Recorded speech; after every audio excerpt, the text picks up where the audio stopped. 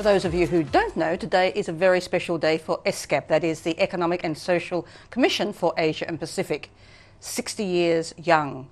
A lot has been achieved in those 60 years, but of course, worlds change, economies change, and there's still a lot to be done. We thought we'd take the opportunity to talk to the Under-Secretary General of the United Nations and the Executive Secretary of ESCAP, Dr. Noeleen Heyzer. Welcome back to the program. Thank you, Valerie. Quite a challenge or challenges you've had in the last little while, but now's the time to celebrate. Yes, it is a time to really celebrate because it's 60 years of ESCAP, and this is the 60 years of being a regional arm in the Asia-Pacific region, and what a change we've had in the Asia-Pacific region during this period.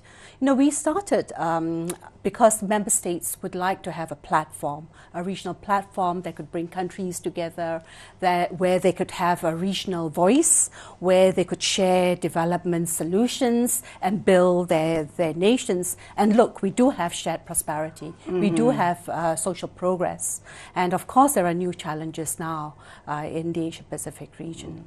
So overall, we've come a long way, but obviously there are still more challenges. Today, with this economic crisis that we have globally, it's said that the areas that you're going to have to concentrate on in the foreseeable future, that is on food, on fuel, and on climate change. Yes, Valerie, because you see, we undertook a development journey over the last 60 years, and we have actually achieved a lot in terms of even addressing issues of poverty.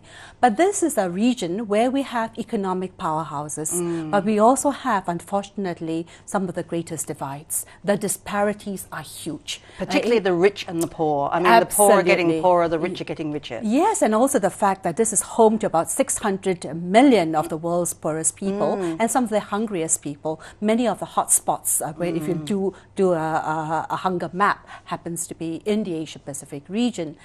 So in a sense, we have to ensure that the development gains that we have made are not lost. They are not lost because we have not managed risks and a whole series of fallbacks and threats to development, from disaster to financial crisis to high rises in energy prices, food prices, and so on. But also, it's not that all countries are prosperous. I mean, you still have the largest number of the least developed countries in the Asia-Pacific region. And one of the challenges of the United Nations is to ensure that the countries who have made it can actually use regional cooperation to assist the less of the least developed countries in our region to achieve the Millennium Development Goals. And I also believe tomorrow you have a special panel discussion, the 65th Commission meeting on various areas. I think talking about it's towards sustainable agricultural and food security in the region. Yes. What areas do you hope to cover within that? You know, every year the member states, we have 53 member states, and they choose a particular theme that would be of concern to them, where they would like to have common understanding and take common action. And this year it is on sustainable agriculture and food security. I think the whole issue is the fact that the financial crisis has converted itself into an economic crisis, into a food crisis, because the issue in the Asia-Pacific region is not just the availability of food, but the economic access to food. In other words, do you have sufficient income? Do you have job security to buy the food?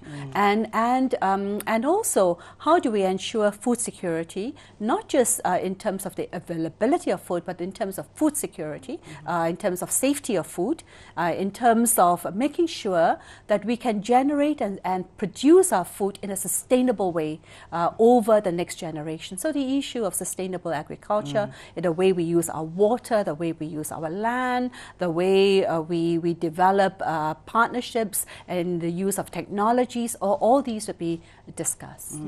It's interesting because when I first read climate change, I thought, why is this brought into the equation? Yes, the food and the fuel. I understand climate change is so important for Asia Pacific because, as I understand it, I think it's 56% of the world's natural disasters occur in this particular region, which has a further impact on food, on fuel, on whether we can actually have sustainable, development or agricultural products in this area. Is that an area that you also have to consider seriously? It is a very important area because the point is that our climate is changing, and unless we do something, it will affect our weather patterns. We have had severe storms, we have had severe droughts, be it the fires in Australia or the cyclones in Myanmar, there will be rising sea levels, changing movements of fish, where we grow our crops, what happens to our water supply, and so on. And therefore, it is something that will affect our economies. It will affect human sustainability. And therefore, we need, as a region, to address what I call the three imbalances. The economic imbalances that we've spoken about, the social imbalances because of the disparities, and increasingly the ecological imbalances. Not going to be an easy 60th anniversary for you, is it? Not. It's a time to look backwards, but a time to look forward. But I think it's a time where we can actually convert threats into opportunities and to seize this into a much deeper reform agenda for the Asia-Pacific, and the member states are ready. And I think the other thing too is that to get the buy-in of people who in fact are not perhaps so affected, but will actually understand the needs of others less fortunate. Absolutely. And I think the private sector has to come in, as besides civil society. Thereby lies the challenge. Thereby lies the challenge. Thank you very much for joining us, and very happy 60th anniversary to all at ESCAP, whether you be in Thailand or around the whole region. Thank you again for joining us. Thank you, Valerie. Thank you.